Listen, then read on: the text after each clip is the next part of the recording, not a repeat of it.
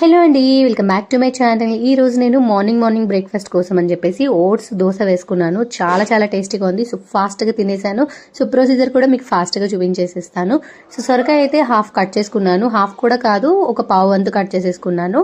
ఒక cup ఓట్స్ని powder చేసేసుకొని పెట్టేసుకున్నాను. అందులో రాగి పిండి అలానే గోధుమ పిండి ఒక కప్పు తీసేసుకొని అందులో వేసేసుకోవాలి. 1 టేబుల్ స్పూన్ జీలకర్ర, ఉల్లిపాయ అలానే క్యారెట్, సొరకాయ తురుము, ఉప్పు వేసేసి కొంచెం వాటర్ వేసేసుకుంటూ మన దోశ బ్యాటర్ లాగా ప్రిపేర్ చేసేసుకొని ఒక 1 అవర్ పాటు అయితే మూత పెట్టేసి వదిలేసేయాలండి. సో ఒక 1 అవర్ తర్వాత అయితే కొంచెం మొత్తం కూడా ఇంగ్రీడియంట్స్ బాగా మిక్స్ అయిపోయి బాగుంటాయి. సో కొంచెం ఆయిల్ స్ప్రెడ్ చేసుకొని పాన్ మీద చిన్న దోశల్లాగా ఉతప్పం లాగా వేసేసుకొని ఆయిల్తో మనం 2 వైపులా కాల్చుకుంటే కనుక చాలా టేస్టీగా ఉంది. చాలా స్మూత్ గా కూడా ఉంది.